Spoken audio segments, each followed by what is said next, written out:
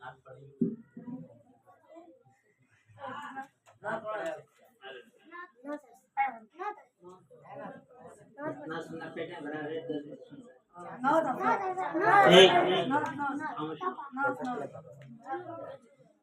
الله الرحمن الرحيم.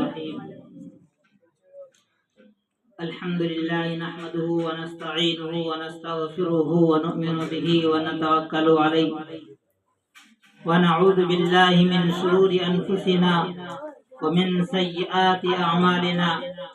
من يهده الله فلا مضل له ومن يضلله فلا هادي له. ونشهد أن لا إله إلا الله وحده لا شريك له ونشهد أن سيدنا ومولانا محمدا عبده ورسوله. أما بعد.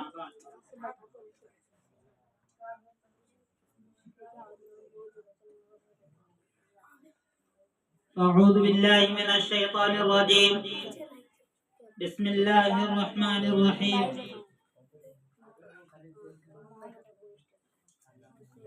فاذكروني أذكركم واشكروا لي ولا تكفرون. وقال تعالى: لئن شكرتم لأزيدنكم ولئن كفرتم إن عذابي لشديد. صدق الله العظيم.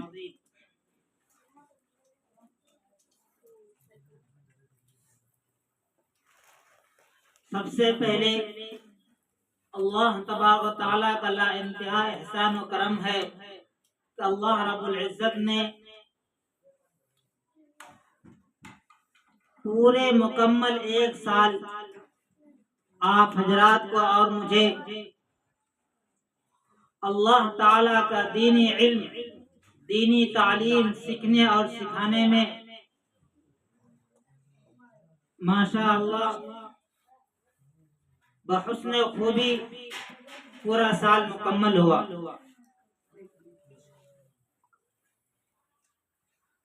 اور اللہ تبارک و تعالیٰ کے بارگاہ میں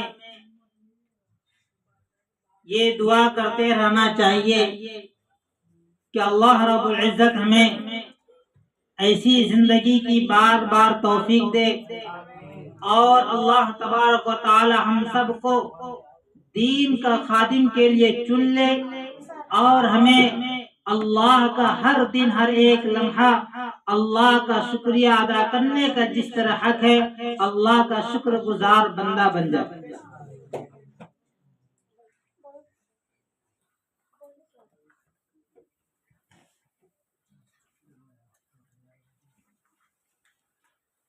اللہ کا شکریہ صرف زبان سے کہہ لینا یہ اللہ کا شکریہ صرف زبانی شکریہ ہے، لیکن کما حق و شکریہ اسی وقت ہو سکتا ہے جب ہم اللہ تبارک و تعالیٰ کے ایک ایک احکام کو سمجھ کر ایک ایک حکام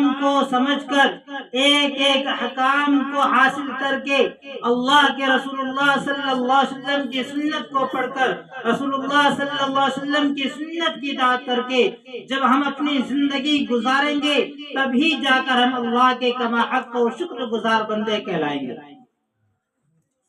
اللہ تبارک و تعالیٰ نے ارشاد فرمایا: یا ایھا الذین آمنوا ادخلوا فی السلم کافہ، اے مومنو مکمل طور پر اسلام میں داخل ہو جاؤ.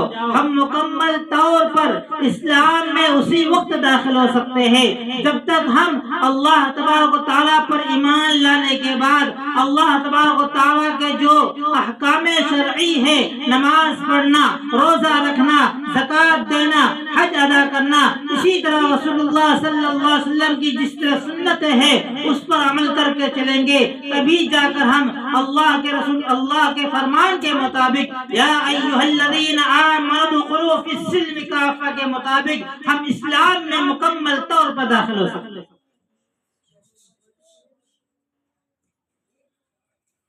آج مسلمان اس کا تو دعویٰ کرتی ہے کہ قل ان صلاتی و نسکی و محیای و مماتی للہ رب العالمین، کہ ہمارا جینا، ہمارا مرنا، ہمارا رہنا، ہمارا سونا، ہمارا کھانا، ہمارا پینا، ایک ایک چیز اللہ کے لیے ہے۔ لیکن اسی وقت جب انسان کے عملی زندگی کو دیکھا جائے تو مسلمان جو ہے کہ اللہ کی نافرمانی میں نماز بھی چھوڑتے ہیں، حج بھی چھوڑتے ہیں، روزہ بھی چھوڑتے ہیں، زکوٰۃ بھی چھوڑتے ہیں، اللہ کے رسول اللہ صلی اللہ علیہ وسلم کی سنتوں کی دھجیاں بھی اڑاتے ہیں، تو عمل کے طور پر بالکل ناکام اور ناکارہ ہے۔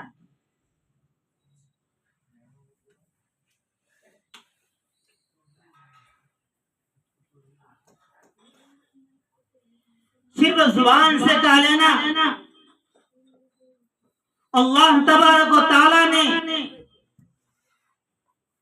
جب پہلی مرتبہ تمام روحوں کو پیدا کیا تھا تو تمام روحوں نے بے وقت کہا تھا کہ میرا رب تو یعنی اللہ ہی میرا رب ہے۔ لیکن دنیا میں آنے کے بعد کئی تو کروڑوں بت مانتا ہے، کوئی تو سینکڑوں بت مانتا ہے، لیکن حقیقی معبود صرف اور صرف اللہ کی ذات ہے۔ اور یہ ساری کائنات کا مالک اور صرف اللہ کی ذات ہے۔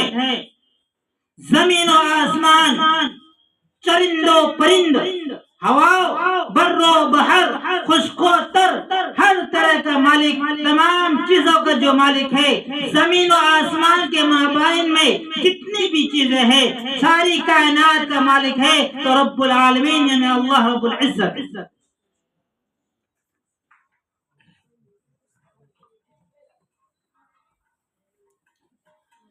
تو اللہ کے احکام کے مطابق ہم تبھی زندگی گزار سکتے ہیں جب اللہ کے ایک ایک احکام کو مان کر ہم زندگی گزاریں گے اور اللہ تبارک و تعالیٰ سے ہمیشہ اللہ کے حکم کے مطابق زندگی گزارنے کی توفیق مانگتے رہیں گے، تبھی جا کر اللہ کی توفیق ہوگی اور اللہ کے فرمانبردار بندے میں شمار ہوں گے۔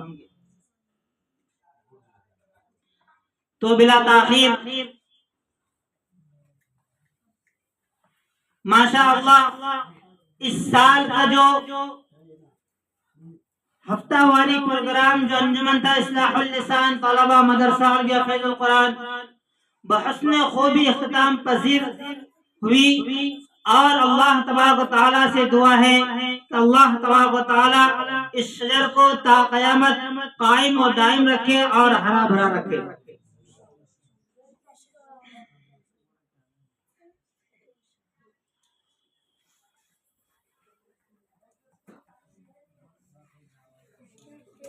اس میں جو ہے کہ ہر طلبہ جو ہے، ہر طالب علم کے اندر ایک سے ایک بڑھ کر خوبی ہے، ہر ایک طالب علم اپنے آپ میں کامیاب ہے، لیکن اپنے آپ کو پہچاننے کے لیے اپنے آپ کو پہچاننے کی ضرورت ہے۔ کچھ طلبہ عزیز جو ہے کہ وہ اپنے آپ کو پہچانتا نہیں ہے اور اپنی لاپرواہی میں زندگی گزار کر اپنی ذات کی خود توہین کرتا ہے۔ یہ سب سے بڑی ناکامی ہے۔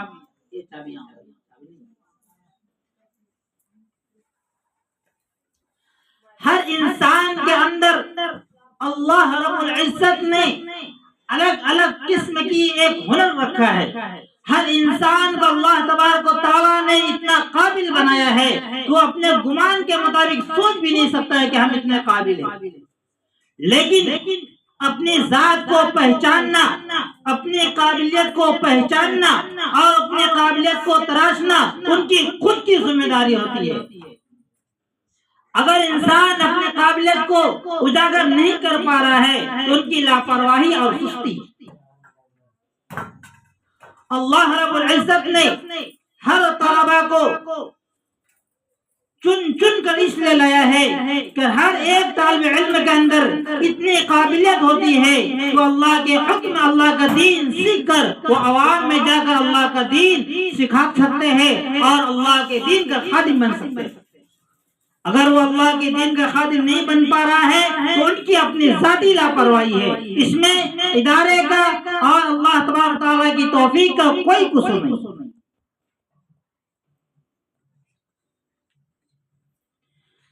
تو ہر طالب عزیز کو چاہیے کہ اپنے مقصد کو پہچان کر، اپنی ذات کی اہمیت کو پہچان کر اپنی ذات کی خود توہین نہ کرے، اور اللہ تبارک و تعالیٰ کا دین سیکھنے کے باوجود اللہ کے احکام میں لاپرواہی بالکل نہ برتے۔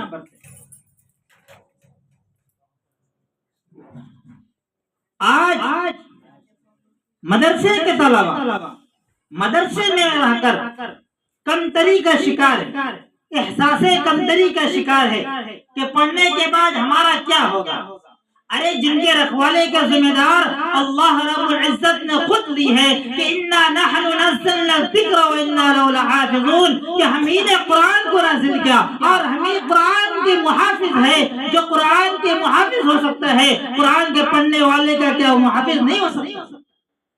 بالکل ہو سکتا۔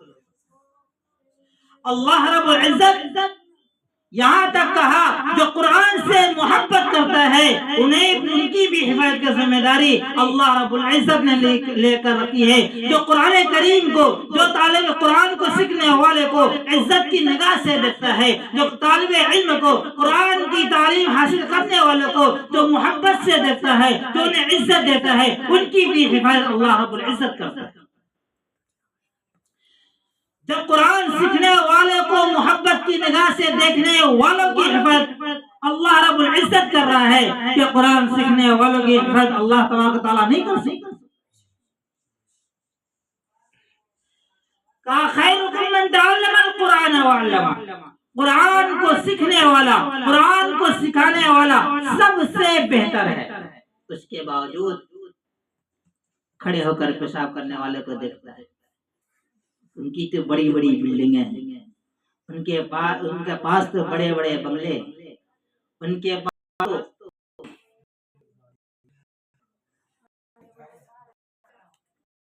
خوبصورت بھی ہے، اور ان لوگوں کو نگاہ ڈالتا ہے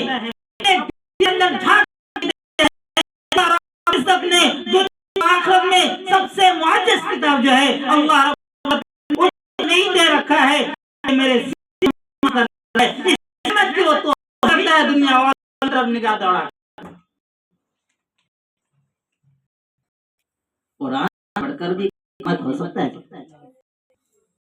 اس کے باوجود ہم دنیا کی طرف نظر ڈالیں، اس کے باوجود ہم قرآن سکھائیں، اللہ کی اتنی بڑی نعمت کو سکھائیں، اپنا جیب ٹٹورے کا ہمارے جیب میں کوڑی بھی نہیں ہے۔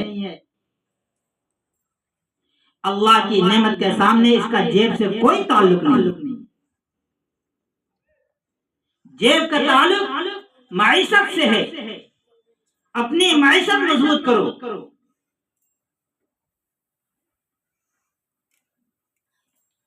علم دین کے ذریعے سے جو دنیا حاصل کرے گا ان کے لیے آخرت میں کوئی حصہ نہیں۔ اس لیے علم دین سیکھنا اور سکھانا صرف اور صرف اللہ کے لیے ہونا چاہیے، اور خلوص کے ساتھ ان کو خلوص کے ساتھ خوش دلی کے ساتھ انہیں انجام دینا چاہیے، جس کے لیے ساری کائنات کی مخلوق دعا کرتی ہے، وہی اپنے آپ میں کمی محسوس کرے کہ ہمارا اس دنیا میں کیا حشر ہوگا۔ یہ بالکل اللہ تبارک و تعالیٰ کی نعمت کی ناشکری ہے۔ دل میں احساس کمتری پیدا کرنا، اللہ کی اتنی بڑی نعمت حاصل کرنے کے باوجود یہ بھی اللہ کی بڑی ناشکری ہے۔ اس لیے ہم سب کو چاہیے کہ اللہ تبارک و تعالیٰ نے جو ہمیں سب سے عظیم نعمت سے نوازا، علم کوئی چیز نہیں ہے، علم کیا ہے؟ یہ اللہ کا ایک نور ہے۔ جس طرح آگ اور پانی جمع نہیں ہو سکتا ہے، اسی طرح اللہ کا نور اور برائی ایک جگہ جمع نہیں ہو سکتا۔ تم دنیا کے خیالات، دنیا کی برائیاں لے کر اللہ کے نور کو دل میں رکھنا چاہو، یہ تو ناممکن ہے۔ اس لیے اللہ تبارک و تعالیٰ کی اتنی بڑی نعمت جو ہمیں ملی ہے اس کی قدر کرنی چاہیے اور اللہ تبارک و تعالیٰ کے حکم کے مطابق زندگی گزار کر اللہ کے لئن شکرتم لازیدنکم کے مستحق بننا چاہیے اور فاذکرونی اذکرکم واشکرونی کے مستحق بننا چاہیے، نہ کہ ولا تکفرون کے۔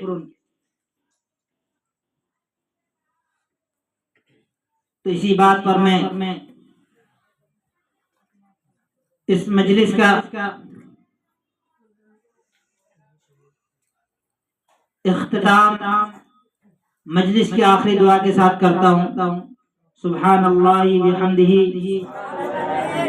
سبحانک اللہم وبحمدک، نشہد ان لا الہ الا انت ونستغفرک ونتوب الیک۔ سبحان ربک رب العزة عما يصفون وسلام على المرسلين والحمد لله رب العالمين برحمتك يا ارحم الراحمين۔ سب اپنے جگہ بیٹھے رہو۔